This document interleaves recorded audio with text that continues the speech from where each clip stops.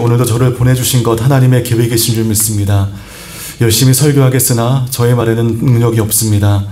주님의 음성이 모든 성도들에게 들려지는 시간 될 수 있도록 인도하여 주옵소서. 예수님의 이름으로 기도합니다. 아멘.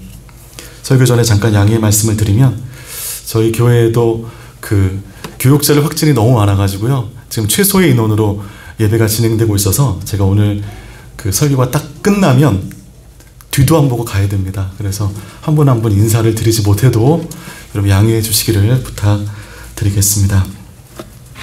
오늘 본문은 나아만의 나병이 치유되는 아주 유명한 사건을 다룬 이야기입니다. 나아만은 당시 근동 지역의 신흥 강자였던 아람국의 가장 유명한 장수, 군대 장관이었습니다. 오늘 본문 1절에서 나아만에 대해서 성경은 이렇게 소개하고 있습니다. 같이 한번 읽어보겠습니다. 아람 왕의 군대 장관 나아만은 그의 주인 앞에서 크고 존귀한 자니 이는 여호와께서 전에 그에게 아람을 구원하게 하셨습니다. 그는 큰 용사이나. 1절의 말씀 보면 세 구절이 나아만을 수식하고 있습니다. 첫 번째, 왕에게 크고 존귀한 자다. 얼마나 왕이 신임했을까요? 두 번째, 여호와께서 그를 통해 아람을 구원하셨다. 세 번째 수식, 그는 그냥 용사도 아니고 큰 용사였다. 여러분, 그를 통해 여호와께서 아람에게 승리를 안겨주었다는 것은 그가 비록 여호와 하나님을 섬기는 신앙인은 아니었지만 하나님의 큰 경륜 안에 귀하게 쓰임받는 인생이었다는 것이죠. 하나님은 여러분처럼 신실한 하나님의 사람을 사용하시지만 때로는 누가 봐도 악한 사람을 쓰실 때가 있습니다. 이 모든 것은 하나님의 주권입니다. 왕의 신임을 받고 승리를 얻었고 그는 용맹스러웠다. 이러면 이 세 가지의 수식이 나아만에 대해서 말해주고 있는데 무엇을 말해주는가? 그는 세상 속에 소유하고자 하는 모든 것을 다 소유했던 사람이라는 것이죠. 힘도, 능력도, 위치도, 세상의 모든 남자들이 갖길 원하는 모든 것들을 한순간에 다 누린 사람이었습니다. 그런데 그런 그에게 여러분이 다 아시는 것처럼 치명적인 결핍이 있었습니다. 다시 열왕기하 5장 1절 말씀 보면요, 가장 마지막 절 보면 그는 큰 용사이나, 계속 눌러주시고요, 더 눌러주시고요, 한 번 더, 그는 큰 용사이나 무슨 환자였습니까? 나병 환자. 나병은 병리학적으로도 참 어려운 질병이었는데 이게 더 문제가 뭐냐면 그 당시 나병을 어떻게 해석했냐 하면 하나님께 저주받았다, 하나님이 그를 버렸다는 의미의 질병이었습니다. 그래서 나병에 걸린 사람들은 같은 공동체에 살 수가 없어요. 만약에 은성교회 가운데 어느 성도님이 나병에 걸렸다, 그 당시에로 얘기하면 그분은 교회 나올 수 없습니다. 이 금촌 땅에서 살 수 없습니다. 그러니까 하나님이 완전한 버림을 받았다라고 여겨지는 병이 나병이었기 때문에 그 당시 사람들은 나병 걸리는 게 최악이었습니다. 고치지도 못하거니와 하나님께 저주받아서 사람들이 손가락질을 당했던 사람이었습니다. 여러분, 나병이 증상이 어떤 증상이냐면 이렇게 통증을 못 느끼기 때문에 상처가 나도 상처가 난 줄 모릅니다. 피가 나도 피가 흐르는 줄 모릅니다. 그러니까 성경이 죄악된 인간을 가리키는 그 질병이 나병입니다. 죄 가운데 살아도 죄인인지를 알지 못하고 지옥을 향해 나아감에도 불구하고 자기가 지금 지옥을 향해 나아가는 줄도 모르는 그 인간의 죄악됨을 여실하게 보여주는 질병이 나병입니다. 근데 오늘 나아반이 그런 나병에 걸렸습니다. 여러분, 세상의 모든 것을 다 가진 행복해 보이는 삶에서 가장 불행해 보이는 삶이 한 절 안에 공존하고 있습니다. 여러분, 세상이 말하는 행복과 또는 세상이 말하는 불행은요, 마치 동전의 양면 같습니다. 우리 주위에 이런 동전의 양면과도 같은 삶을 사는 사람들이 우리 주위에 없지 않습니다. 사람들의 부러움을 살 만큼 엄청난 소유를 누리고 있지만 그러나 정작 그 무엇보다 중요한 가정이 깨어져서 퇴근 후에 더욱 외롭고 더욱 불행한 사람. 많은 사람을 부리는 권세를 누리고 있지만 그러나 그 권세를 얻기까지 함께했던 모든 사람들을 다 잃어버려 정작 힘들고 말하고 싶을 때 찾을 사람이 없는 사람. 세상의 화려한 탄탄대로를 달리고 있지만 그러나 매일 저녁 한 줌의 약을 먹지 않으면 잠조차 잘 수 없을 만큼 질병으로 연약한 사람. 여러분, 하나님 없이 발버둥치다 살다 얻은 이 행복의 요건들 속에 불행의 DNA가 응축되어 있다는 것이죠. 그러면 행복해 보이는 삶의 이면에 감춰진 이 치명적인 결핍의 문제를 나아만은 어떻게 마주하고 있는가? 성경을 통하여 보겠습니다. 중요한 포인트인데요. 여러분, 나아만은 지금 나병을 무엇으로 가리고 있습니까? 갑옷으로 가리고 있죠. 여러분, 대답하고 계신 거 맞죠? 마스크 때문에 입이 안 보여서. 갑옷입니다. 갑옷으로 가리고 있습니다. 당시 여러분, 잘 나가는 강대국의 최고의 군대 장관이니 그 갑옷이 얼마나 화려했겠어요. 굉장히 화려한 갑옷으로 무장했을 것입니다. 이제껏 나아만은 화려하기 그지없는 갑옷으로 짓무른 자기의 몸을 가렸던 것이죠. 이렇게 하여 나병이라는 치명적인 결핍을 사람들 가운데, 부하들 가운데 들키지 않을 수 있었고, 세상의 모든 것을 다 가진 사람처럼 결핍이 없어 보이는 완전한 사람으로 기세등등하게 살아갈 수 있었지만, 그러나 갑옷으로 이 짓무른 몸을 가렸다고 해서 그 나병의 문제가 해결된 것은 결코 아닙니다. 그것은 미봉책에 불과합니다. 여러분, 세상의 고민, 세상적인 고통을 우리가 이 성도님들 가운데 우리가 얼마든지 가릴 수 있습니다. 나는 문제없는 사람처럼 그렇게 보일 수가 있습니다. 그렇게 해서 사람들을 숨길 수 있고 속일 수 있지만 그게 해결된 게 아닙니다. 영원히 숨길 수도 없습니다. 사람에게는 숨길 수 있으나 하나님에게는 숨길 수 없습니다. 언젠가 나의 고통은 드러나기 마련입니다. 영원히 완벽하게 자기의 결핍을 숨길 수 있는 사람 이 세상에 저는 없다고 확신합니다. 언젠가는 드러납니다. 그래서 제가 2년 전까지만 해도 전 청년부에 있었기 때문에 그 청년들은 대개 이런 삶의 결핍을 무엇으로 가리는지 아세요? 이 청년들의 갑옷은 뭔지 아십니까? 인스타그램, 페이스북이에요. 저는 이제 6개월 전에 인스타그램, 페이스북을 끊었습니다. 교육자에게 하등 도움이 안 되더라고요. 청년들이 화려하게 자기의 인스타그램을 꾸미는 것으로 자기의 삶의 결핍을 갑옷처럼 숨기는 거예요. 나 이렇게 행복하다. 나 이렇게 잘 나간다. 호캉스를 하는 사진. 호텔 수영장에서 수영복을 입고 와인을 들고 찍는 누가 봐도 화려한 사진. 거기에 짓무른 자기의 몸을 가리는 겁니다. 그렇다고 그 사람 아무 문제 없이 잘 살고 있는 것인가? 아니요, 여러분. 영적인 문제가 더 심할수록 인스타그램의 화려함은 더욱더 커갑니다. 저는 그렇게 생각합니다.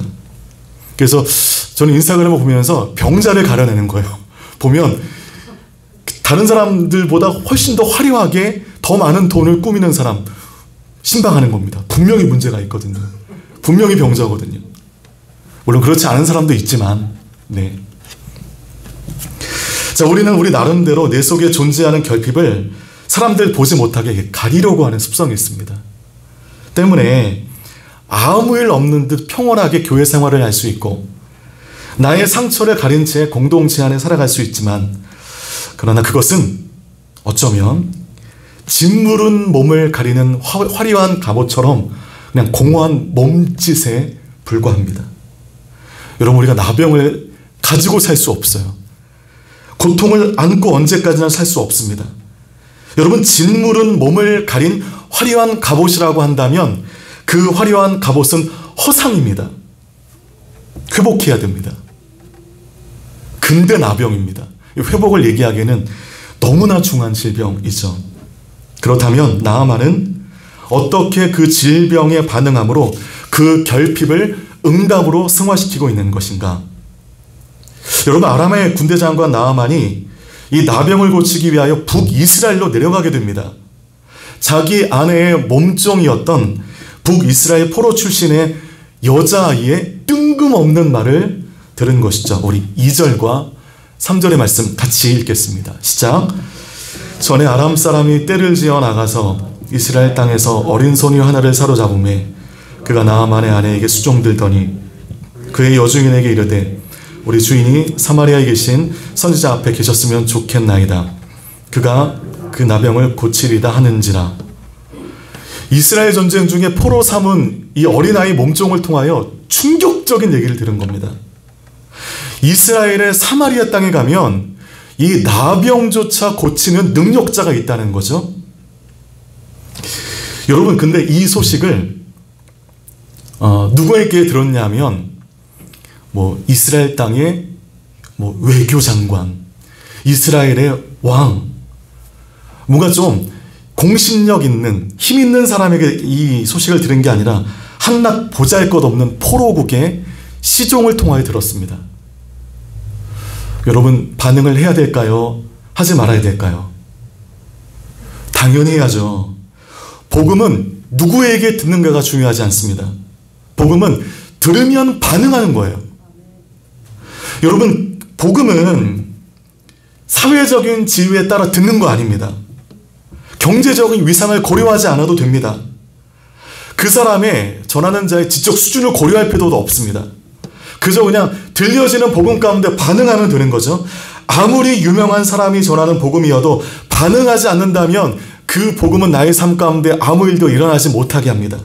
반대로 보잘것없는 사람이라 할지라도 그로 인하여 전해진 그 복음이 내 앞에 떨어졌을 때 그 복음을 꽉 붙잡고 그 복음 가운데 반응하게 된다면 한낱 아무것도 아닌 사람의 그 입술 가운데 선포되어진 그 복음으로 말미암아 나는 완전히 바뀌어지고 우리의 가문이, 우리의 가정이 바뀌어지는 줄 믿습니다.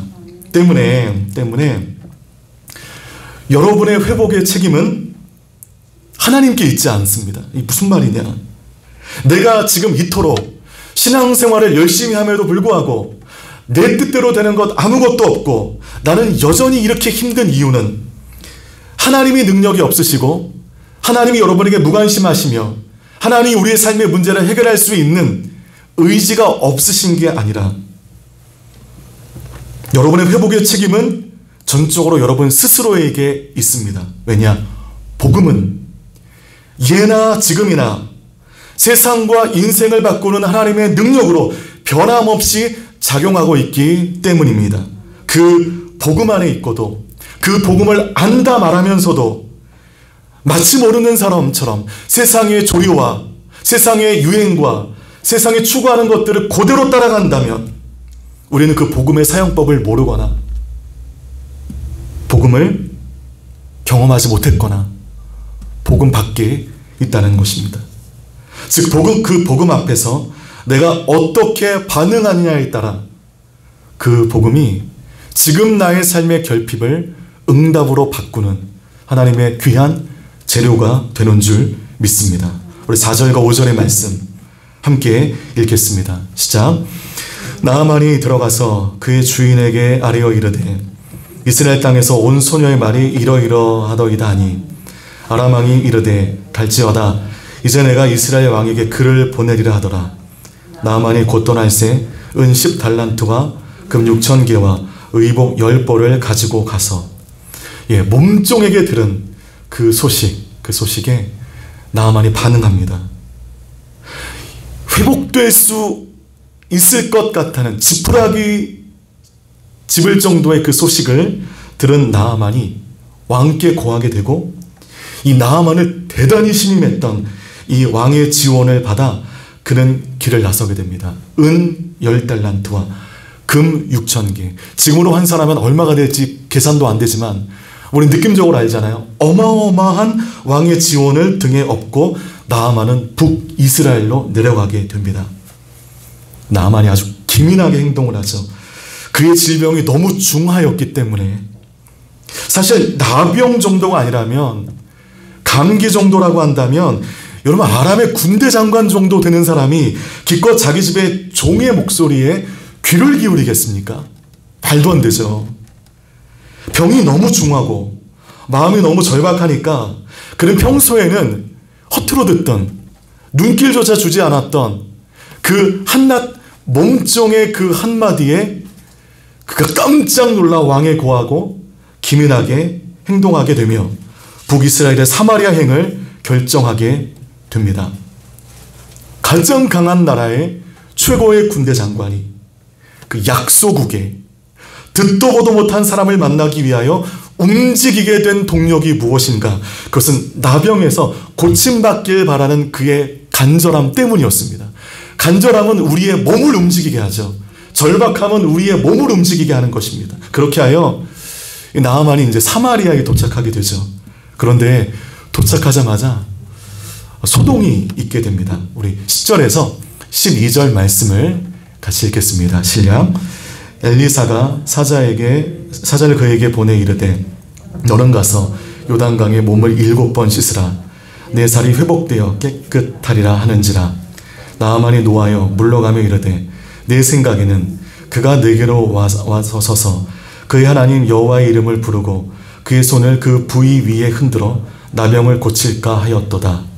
다메섹강 아바나와 바르발은 이스라엘 모든 강물보다 낫지 아니하냐. 내가 거기서 몸을 씻으면 깨끗하게 되지 아니하리 하고 몸을 돌려 분노하며 떠나니.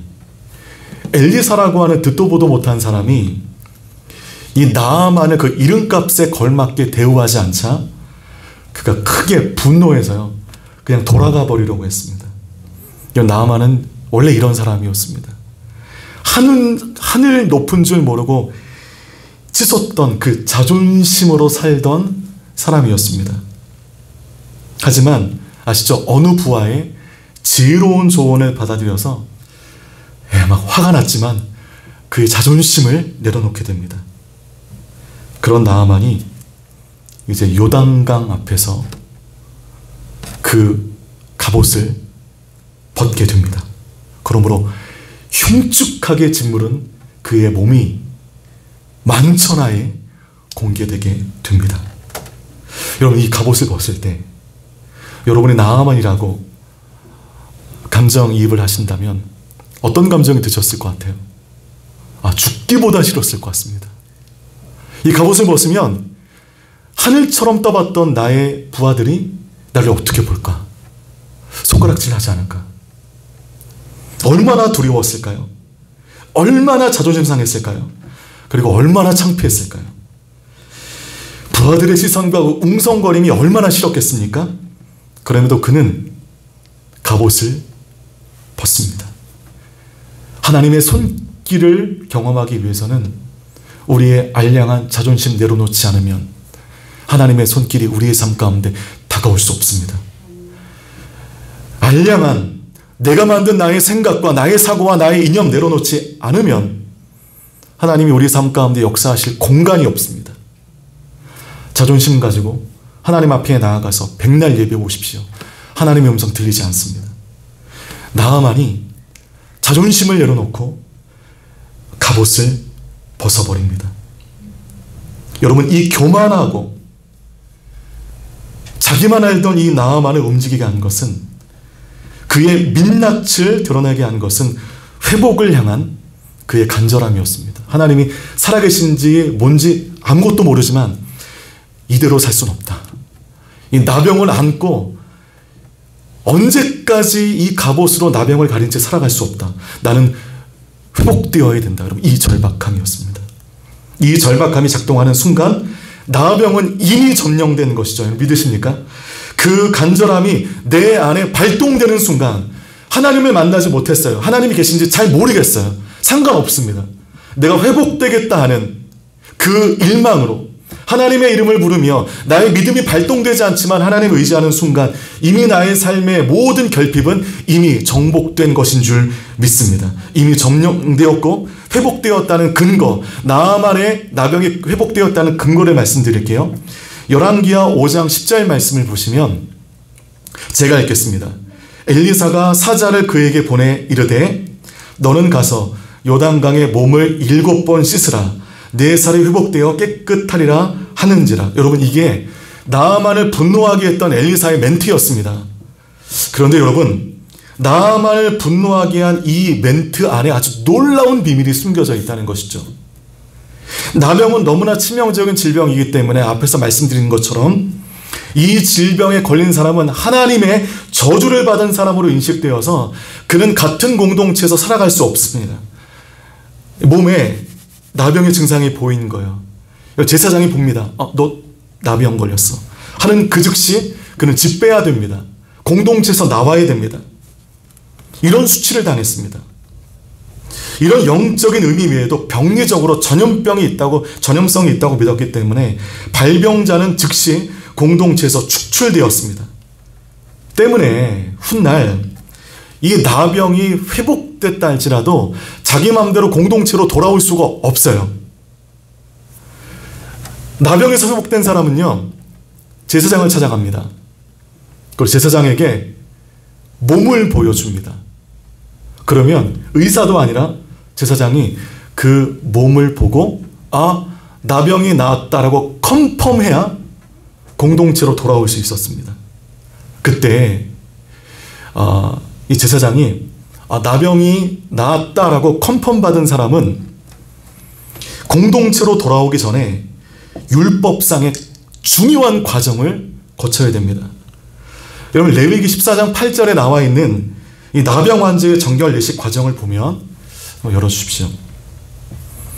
제사장이 너 나병 나았다 컨펌 받으면 세 가지 행동을 해야 됩니다. 첫 번째, 옷을 빨아야 돼요. 자기가 입고 있던 옷을. 두 번째는 몸에 나 있던 모든 털을 다 밀어야 됩니다. 세 번째는 그리고 물로 목욕하면 그 사람은 공동체로 돌아올 수 있게 되는 것입니다. 여러분, 이것이 나병에서 고침받은 사람들이 율법상에 해야 할 세 가지 과정이었습니다. 여러분, 이 내용이 율법에 적시되어 있어요. 레위기 14장 8절 말씀에. 그런데 오늘 나아만이 비록 사환을 보냈지만 요단강에서 몸을 씻으라고 그랬죠. 물론 목욕하라고 했습니다. 이 말에 나아만은 빈정상에서 돌아가려고 그랬고요. 그런데 오늘 엘리사가 나아만을 향해 요단강에서 몸을 씻으라, 물로 목욕을 하라 하고 한 것은 엄밀히 말하면 치료행위가 아닙니다. 뭐냐면 인정행위예요. 인정행위. 이 율법에 나왔던 것처럼 마지막 행위를 하라는 거죠. 물로 몸을 씻으라는 거죠. 이 말의 의미는 뭐냐면 내가 너를 치료하겠다가 아니라 너 이미 치료되었다. 그 의미인 거예요. 사실 나아만은 이미 나은 사람 취급을 엘리사가 한 겁니다. 근데 그 행동에 이 나아만이 빈정상 열받아가지고 돌아가려고 그랬죠. 즉 여러분, 엘리사는 직접 만나지 않았을 뿐이지 이미 나아만의 삶의 결핍을 이미 해결해 준 것입니다. 여러분, 그렇다면 이 나아만이 회복되어진 그 시점이 어디인가? 이게 중요한데요. 나아만의 회복의 시작점은 그가 요단강에 몸을 담근 순간이 아니었습니다.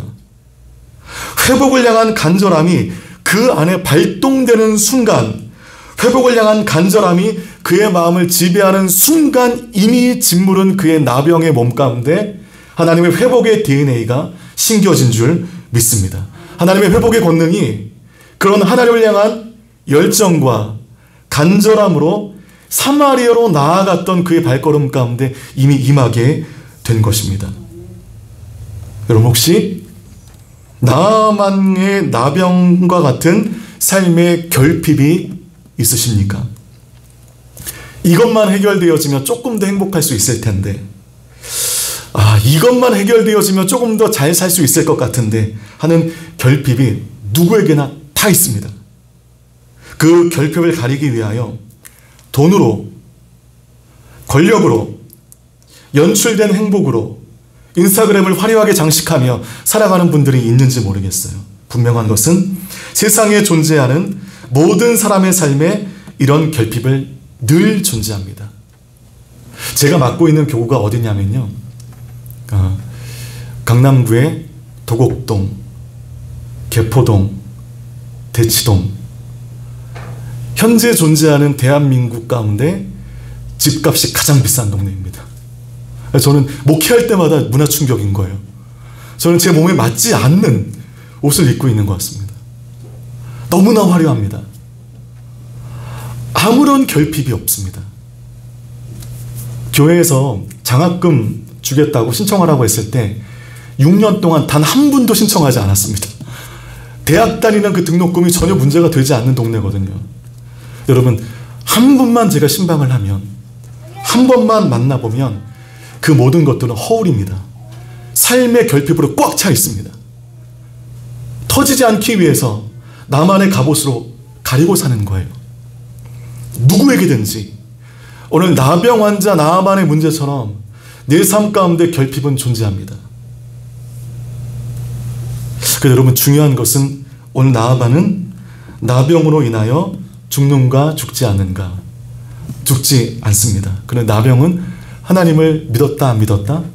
안 믿었다는 거예요. 그럼 여러분 좀 반론을 제기하실 거예요. 하나님을 알지 못하는 사람이 이런 기적을, 이게 정의로운가? 이게 온당한가? 여러분, 이 사건을 통해서 하나님이 우리에게 뭘 말씀하시냐면요, 복음을 말씀하시는 겁니다. 여러분이 진짜 나아만보다 낫다고 생각하십니까?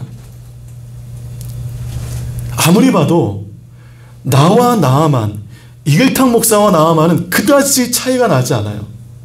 예수 믿고 있다고 하지만 고난이 내 앞에 다가오면 내 모든 신앙이 와르르 무너지게 되고, 매일매일 예배하며 하나님을 따라 살아간다고 말하지만 세상의 유행과 세상이 추구하는 가치 속에 우리의 마음이 얼마나 흔들립니까?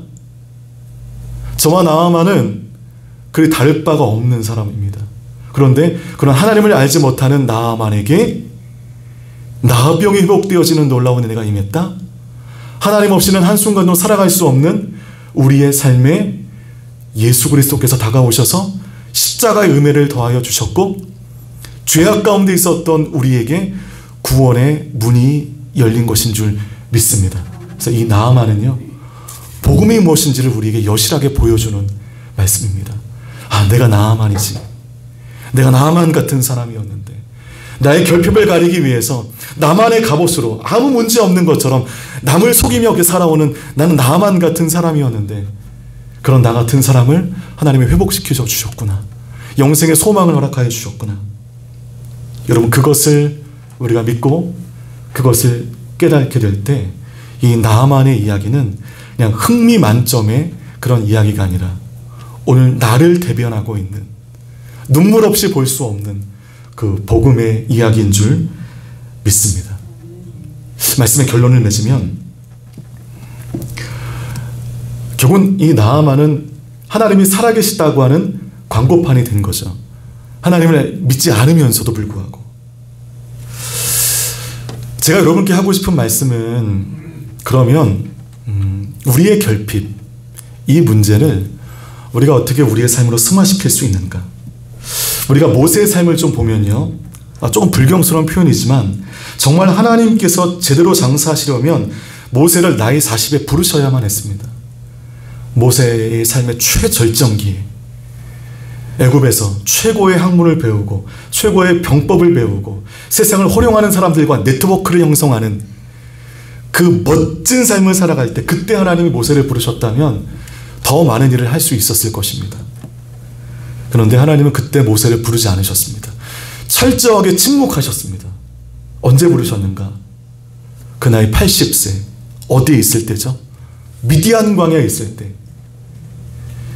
왕의 서열자의 그 아우라도 다 사르러버리고, 히브리에게도 외면당하고 애굽에게도 외면당한 버려진 중간자의 삶을 비참하게 살아갈 바로 그때 하나님이 모세를 부르십니다. 모세야, 모세야, 너를 통하여 이 민족을 구원하려는 나의 뜻을 너에게 주겠다.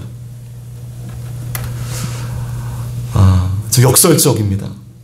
가장 많은 것을 가졌을 때는 침묵하시더니 인생 중 가장 비참했던 미디안 광야에 있을 때 부르시는 하나님. 왕이 계승 유력 서열자의 당당한 모습은 온데간데 없고, 광야의 한복판에서 상처투성의 모습으로 하루하루를 근근히 살아가는 모세를 부르시죠. 그를 세워 출애굽의 역사를 이루십니다. 그래서 여러분, 하나님이 우리를 쓰실 때가 언제인가? 우리 삶에 결핍이 많다고 하나님이 우리를 버리지 않으십니다. 너 안 되겠다. 너 유통기간 다 했다. 우리 폐기 처분하지 않으신다는 거죠. 하나님의 교회와 하나님의 사역을 통하여 열심히 사역하다가 상처난 우리라고 한다면 당신께서 고장난 우리를 고치시는 것이죠. 내가 하나님의 교회를 섬기다가 말 못할 상처를 받고 너무나 힘들어서 눈물 지을 때 그 고장난 여러분을 야, 너 이제 안 되겠다. 버리지 않으십니다. 하나님의 나라를 위하여, 나를 위하여 네가 고장났으니 내가 고치겠다. 여러분, 그 하나님의 신뢰함 가운데 모세가 살아났고 다윗이 살아났으며 엘리야가 회복됐습니다. 오늘 하나님을 알지 못하는 나만마저 회복이 되었습니다. 누구든지 이 회복은 우리의 삶에 나타나는 하나님의 능력이 될 줄 믿습니다. 그래서 열어주시죠. 하나님이 우리를 쓰실 때가 언제인가? 우리의 삶의 결핍과 하나님의 사명이 일치하는 그 접착점에서 하나님의 사명이 불일 듯 일어나게 된다는 것이죠. 다시 말하면 하나님께서 여러분들이 갖고 있는 그 삶의 결핍 때문에 여러분의 인생이 결국 망하거나 실패했다라고 말씀하지 않으신다는 것이죠. 세상은 보여지는 성취로 말미암아 우리를 평가하지만 하나님은 그렇게 우리를 평가하지 않으십니다. 나병에 걸렸으니 넌 다 했다. 너는 죽을 것이다가 아니죠. 나병에 걸려도 하나님 만나면 사니 하나님의 말씀 가운데 순종하여 요단강의 그 화려한 갑옷을 벗으라는 것이죠. 간절함 가운데 하나님만을 신뢰하라는 것이죠. 바로 그 믿음의 접점 가운데 우리의 회복은 시작되는 줄 믿습니다. 그래서 여러분이 가지고 있는 그 결핍이 단지 불평으로 끝나지 않게 하십시오. 그 결핍이 거룩한 원한으로 치환이 되어 하나님께 나아가는 동력이 되시기를 바라겠습니다. 교회를 섬기다가 상처받으신 분들, 고장나신 분들 염려 마십시오. 하나님을 위하여 고장난 여러분을 하나님이 그대로 방치하지 않으십니다. 반드시 고치시고 회복시키실 줄 믿습니다. 믿음 가지고 살아가다가 고장나신 분들 괜찮습니다. 안심하십시오. 고장난 여러분을 하나님이 고치실 줄 믿습니다.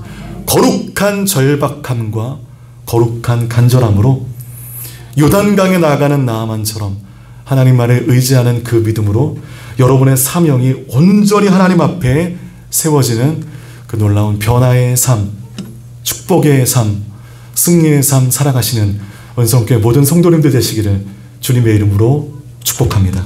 기도하겠습니다. 하나님 아버지, 무엇보다 내 안에 간절함을 회복시켜 주십시오. 내 안에 주를 향한 절박함이 이미 사라진 지 오래입니다. 코로나 팬데믹을 지나면서 나도 모르게 편안함을 추구하고 있는 그 삶이 되어져 버렸습니다. 하나님, 내 안에 이 거룩한 절박함이 발동되는 순간 결핍된 내 삶 가운데 하나님의 응답이 있을 줄 믿사오니 주님, 주 앞에 더 가까이 나를 치장하지 아니하고 사람을 속이지 아니하며 정직하게 주님의 은혜를 구할 수 있는 우리 모두 되게 하여 주옵소서. 행하실 주님 찬양합니다. 예수 그리스도의 이름으로 감사하며 기도드리옵나이다. 아멘.